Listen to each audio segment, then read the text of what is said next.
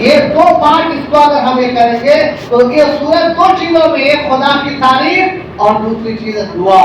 تو آپ اندازہ کریں کہ دعا کی کس قدر رب کائنات کے نزدیک دعا کی اہمیت ہے.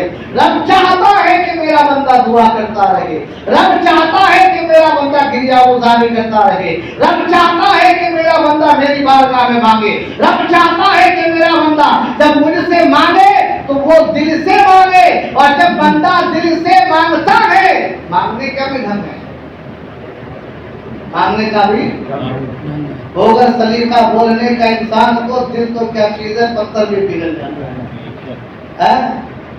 انسان کو مانگنے کا ڈھنگ ہونا چاہیے. خدا سے مانگ رہا ہے، خدا سے ہم اور آپ مانگیں تو پوری توجہ خدا کی طرف. جو دعا مانگے تو پوری توجہ دعا کی طرف، اور اپنے رب کی عنایات پر نظر ہو اور اپنی کوتاہیوں پر نظر ہو. رب کی ہزارہ عنایتوں کے باوجود جو ہم نے غلطیاں کی ہے، جو ہم نے رب کی نافرمانیاں کی ہے، جو ہم نے رب کو چھوڑ رکھا ہے، رب کی بارگاہ سے دور ہوئے ہیں، ان تمام خامیوں کو نظر میں رہے، اپنے گریبان کو جھانکے، آنکھیں بند ہو اور تصور میں یہ دیکھے کہ رب کائنات نے ہمیں کیا کیا چیزیں عطا کی ہے. ان عطاؤں کو دیکھنے کے بعد پھر رب ذوالجلال کی عنایات پر نظر کریں تو جب ایسی کیفیت ہوگی تو آپ کی پوری توجہ دعا میں ہوگی، دنیا و مافیہ سے نظر ہٹ جائے. سبحان اللہ، سبحان اللہ. آپ اپنے وجود کو دیکھیں گے کہ رب نے ہمیں کیا کیا دیا، رب نے ہمیں کیا کیا دیا ہے، اور پھر بھی ہم نے رب کی اتنی نافرمانی کی ہے، پھر بھی رب ہمیں کیا کیا دے رہا ہے. اگر آپ دیکھیے کہ سورج کی روشنی کو آپ ختم کر سکتے، چاند کی چاندنی کو آپ ختم کر سکتے، ہوا کی آمد و رفت کو آپ ختم کر سکتے، زمین کو آپ ختم کر سکتے. کیوں؟ یہ چیزیں رب نے دی. آپ کے ہاتھ میں چراغ ہو، آپ جب چاہیں بند کرتے کہ نہیں؟ آپ کے ہاتھ میں ڈنڈا ہو، جسے چاہیں مار دیں، ہم تو وہی کرتے نا. لیکن یہ ایک چیز، ایک فلسفہ ہے کہ رب نے جو چیزیں بنائی وہ چیزوں کو دنیا کی کوئی طاقت بولیے، اور رب وہ چیزیں بے کسی غرض و غایت کے بندے کو دے رہا ہے. سورج کے دھوپ سے وٹامن ڈی، آنکھوں کی روشنی، آپ کے بدن کی پرورش، دنیا کی روشنی، آپ کے گھر کی ایک لائٹ رات کے لیے آپ استعمال کرتے ہو اور وہ پورا دن آپ کا اجالا کر دیتا ہے. بات سمجھ میں آ رہی ہے؟ مفت میں چیز کی قدر نہیں ہوتی. لیکن آپ سوچیں گے تو یقیناً آپ کو یہ بات سمجھ میں آئے گی کہ ایک لائٹ ہم جو جلاتے ہیں جس سے صرف ہمارا گھر، ہمارا کمرہ روشن ہوتا ہے، اس کا لائٹ بل آتا ہے، وہ ایک مہینہ نہیں بھریں گے تو کاٹ دے گا. لیکن رب نے ایسے روشنی کا انتظام کیا ہے کہ آپ کا ہر ایک کمرہ اجالا کیا ہوا ہے، آپ کی زمین اجالا ہے، آپ کا محلہ اجالا ہے، آپ کی بستی اجالا ہے، آپ کا گھر اجالا ہے، آپ کی گلیاں اجالا ہے، اور رب کائنات یہ چیزیں عطا کرتے رہتا ہے. رب ذوالجلال یہ چیزیں عطا کرتے ہیں. بدن میں جو زخم ہوتا ہے، زخم، کبھی آپ غور کیے زخم، آج بھی ڈاکٹری سائنس اس قدر عظیم ہونے کے بعد کہ وہ کہتے ہیں کہ زخم جو بھرتا ہے اس میں کسی کا کمال نہیں، یہ قدرت کا کمال ہے. یہ دوائیوں سے نہیں بھرتا ہے، دوائیاں اس کو سیف کرتی ہیں، دوائیاں بچاتی ہیں. وہ اب من جانب اللہ اس کے اندر وہ چیزیں بھرتی ہیں، اور یہ وہ انمول ہوتی ہیں وہ چیزیں جس کی قیمت لگانا بہت، بولیے، ایک آنکھ چلی جائے کروڑوں روپے دینے کے بعد بھی آنکھ ڈپلیکیٹ چاہے آپ جتنے لگا لیں لیکن وہ آنکھ نہیں ملے گی جو خدا نے. خدا کے عجائبات میں سے یہ آنکھ بھی ہے. کیسے؟ انسان کے بدن کی جو پارٹس ہے نا وہ عمر کے حساب سے گھٹتا بڑھتا ہے. کیا لیکن آنکھ جس دن پیدا ہوتا ہے اس دن سے لے کے موت تک یکساں رہتی ہے. بولیے سبحان اللہ. یہ قدرت کے مطلب قدرت کے ایک عظیم قدرتی چیز ہے کہ آپ کے بدن کے اعضاء، ہاتھ، پیر، دل، دماغ، جسم، یہ تمام چیزیں بڑھتی عمر کے ساتھ، حالات کے ساتھ اس میں تغیر و تبدل، چینجنگ آتی رہتی ہے. بچہ بڑھتا ہے، ہاتھ بڑھتا ہے، بچہ بڑھتا ہے، پیر بڑھتا ہے، بچہ بڑھتا ہے، بدن بڑھتا ہے. لیکن آنکھ جس دن وہ پیدا ہوا تھا اس کا سائز جتنا اس دن تھا اس کے موت کے وقت اس کا سائز ویسا ہی رہتا. اللہ کی قدرت تو ہے. اسی کو بات سمجھ میں یہ سرچ کر لینا، یہ سرچیبل تحقیق کی بھی بات ہے، ہوائی بات نہیں. یہ صحیح ہے.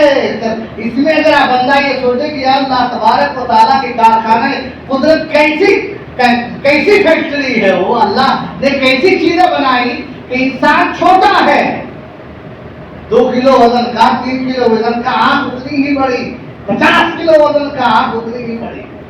اس کے سائز یہ تمام چیزیں ہیں. تو اللہ تبارک و تعالیٰ کی عنایتوں کو جب آپ نظر میں رکھیں گے اور اپنی خطاؤں کو نظر میں رکھیں گے، پھر جب دعا مانگیں گے کہ آپ کی دعاؤں میں لطف آئے گا، مزہ آئے گا. اور جب یہ دعائیں جو ہم اور آپ کر رہے ہیں یہ ہماری اور آپ کی نہیں بلکہ اللہ کی مخلوقات میں سب سے بہترین مخلوق انبیاء کرام. کون؟ اللہ کے نزدیک تمام مخلوقات میں بہترین جماعت انبیاء کی ہے. اب قرآن پاک کو جب آپ جگہ جگہ پہ دیکھیں گے تو کہیں ملے گا ربنا آتنا فی الدنیا حسنہ وفی الآخرۃ حسنہ وقنا عذاب النار. کہیں ملے گا ربنا وآتنا ما وعدتنا علی رسلک ولا تخزنا یوم القیامہ. کہیں ملے گا رب اجعلنی مقیم الصلاۃ ومن ذریتی ربنا وتقبل دعا. کہیں ملے گا رب اغفر لی ولوالدی وللمؤمنین یوم یقوم الحساب. کہیں ملے گا والذین جاءوا من بعدهم یقولون ربنا فاغفر لنا وکفر عنا سیئاتنا وتوفنا مع الابرار.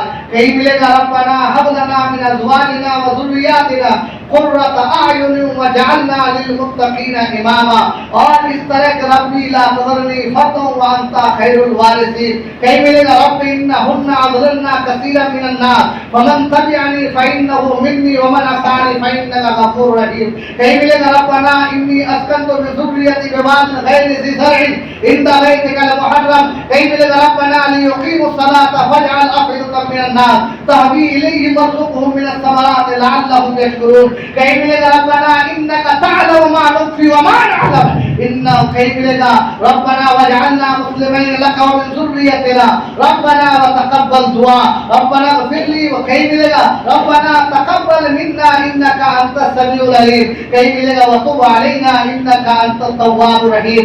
اس طرح کے آپ قرآن پاک کے متعدد سورتیں پڑھیں گے تو وہاں پر پیغمبروں کی دعا ہے، کہیں پہ حضرت عیسیٰ کی دعا ہے، کہیں پر حضرت موسیٰ کی دعا ہے، کہیں پر حضرت زکریا کی دعا ہے، کہیں پر حضرت ابراہیم کی دعا ہے، کہیں پر حضرت شیش کی دعا ہے، کہیں پر حضرت یونس کی دعا ہے، کہیں پر رسول کائنات فخر موجودات جناب آقا محمد رسول اللہ صلی اللہ تعالی علیہ وآلہ وسلم کی آمد سے پہلے کے انبیاء کرام کی دعائیں ہیں. اور ان دعاؤں کو اس قرآن پاک کا حصہ بنانے کا مقصد ظاہر ہے کہ خدا یہ چاہتا ہے کہ دعائیں گرچہ پہلے زمانے کے پیغمبروں کی ہو لیکن دعا چونکہ میری بارگاہ میں مانگی گئی، دعا چونکہ میری بارگاہ میں مانگی گئی، اس لیے امت محمدیہ بھی اگر ان دعاؤں کو مانگے گی تو خدا قبول فرمائے. سبحان اللہ سبحان اللہ. بے شک. پھر ان دعاؤں کا اگر آپ ترجمہ اور ٹرانسلیشن دیکھیں گے تو پیغمبروں نے جو دعائیں مانگی ان دعاؤں میں دعا ہے ربنا هب لنا من ازواجنا وذریاتنا قرۃ اعین واجعلنا للمتقین اماما. یا اللہ مجھے میری اولاد اور میری بیویوں کے ذریعے سے میری آنکھوں کو ٹھنڈک پہنچا. بیویوں کے لیے دعا مانگتے ہیں ہم لوگ. बीवियां घर की जीनत है, उनके लिए भी दुआएं मांगनी चाहिए, उनकी सेहत के लिए भी दुआएं मांगनी चाहिए, उनके ईमान और अकीदे की हिफाजत के लिए दुआएं मांगनी चाहिए। बीवियां इबादत गुजार बने, शौहर इसके लिए भी दुआ करे, बीवियों की सेहत अच्छी रहे, शौहर इसके लिए भी दुआ करे। और ये दुआ मांगना पैगंबरों की तरफ से कुरान पाक में है, रब्बना हब लना मिन अज़वाजिना व ज़ुर्रिय्यातिना कुर्रत अ'युन वजअलना लिलमुत्तक़ीना इमामा। या अल्लाह, मुझे मेरी अज़वाज, मेरी औलाद, मेरी ज़ुर्रियत के माने ये कि मेरी नस्ल के बाद जो नस्ल आएगी वो नस्ल, उस नस्ल के बाद जो आएगी वो नस्ल, इन तमामों से मेरी आंखों को ठंडक पहुंचाए। बोलिए सुभान अल्लाह, और जोर से बोलिए सुभान अल्लाह। ये दुआ मांगने का तरीका कुरान ने दिया है, कुरान में दुआएं हैं। रब्बि जअलनी मुकीमस सलात व मिन ज़ुर्रियती, ये अल्लाह मुझे नमाजी बना, मेरी ज़ुर्रियत को नमाजी बना। अक़िमिस सलात लिज़िक्री, इस तरह की ये दुआएं हैं। कहाँ हम लोग दुआ करते हैं? दुआ आजकल औलाद के लिए तो दो पैदा जब नहीं होगी औलाद तो खूब दुआ मांगे, या अल्लाह बेटा दे दे, या अल्लाह बेटी दे दे, या अल्लाह बेटा दे दे, या अल्लाह बेटी दे दे। लेकिन जब औलाद पैदा हो गई, उस औलाद की नशोनुमा, तालीम व तरबियत, ईमान व अकीदे की हिफाजत, उसके तकवा व तहारत की तरफ रग़बत, इबादत की तरफ उसके माइल होने के लिए ये दुआएं करना औलाद वालिदैन नहीं करते। कुछ लोग करते भी हैं, लेकिन ये दुआओं में शामिल बनाइए कि या अल्लाह मुझे, मेरी नस्लों को शैतान के वसवसों से महफूज, ये दुआ करनी चाहिए। ये दुआएं जब आप करेंगे ना, तो इन दुआओं के जरिए से अल्लाह तबारक व तआला आपके औलादों की हिफाजत करता है। कभी कभी तो माँ बाप के बीच में औलाद की जब झगड़ा होता है तो माँ बाप बद्दुआ देते हैं। बद्दुआ नहीं देनी चाहिए। अगर मान लीजिए कि उसकी तरक्की की आप दुआ नहीं देते हैं, तो ये दुआ दीजिए कि अल्लाह तुझे समझ अता फरमाए, नेक तौफीक अता फरमाए। अच्छा, जब बच्चा नेक तौफीक वाला बनेगा तो फायदा किसको होगा? पड़ोसी को। अगर बच्चा जब नेक तौफीक वाला बनेगा तो उसका फायदा किसको होगा? और बच्चा जब बर्बाद हो जाएगा उसका फायदा किसको होगा? तो वो माँ बाप कैसे माँ बाप हैं? वो माँ बाप कैसे माँ बाप हैं जो अपने बच्चों की बर्बादी के लिए बददुआएं करते हैं? मेरा बेटा जहन्नम में चला जाए, मेरा बेटा बर्बाद हो जाए, मेरा बेटा तबाह हो जाए, मेरी बेटी तबाह हो जाए। क्यों भाई? उसने हमारी नाफरमानी की। नादान, तूने खुदा की नाफरमानी नहीं की। खुदा तो तुम्हें जमीन में धसाता नहीं है, खुदा तो तुम्हें सूरज पे लटका नहीं देता, खुदा तो तुम्हारे रास्ते को बंद नहीं करता, खुदा तो तुम्हारा रिस्क बंद नहीं करता, खुदा तो तुम्हारे हालात को खराब नहीं करता, खुदा तो तुम्हें बिस्तर पे लटा के सड़ा नहीं देता। तूने खुदा की इतनी नाफरमानियां की है, खुदा तो तेरे लिए रास्ते नहीं खोलता, खुदा तो रब्बुल आलमीन है। तो तू अपनी औलाद की नाफरमानी पर इतनी बददुआएं क्यों देता है? मान लो बददुआएं खुदा ने कबूल कर ली, तो बर्बादी किसकी होगी? औलाद की होगी खाली? बोलो, सिर्फ औलाद की होगी? नहीं, वो बच्चे की भी बर्बादी होगी और हमारी भी बर्बादी होगी। और मान लीजिए कि हमने कुछ दुआ रखी, अरे क्या उसके बद्दुआ करने से लड़का वफादार बन जाएगा? अगर औलाद को बद्दुआ देने से, बीवी को बद्दुआ देने से क्या वो हमारा भला हो जाएगा?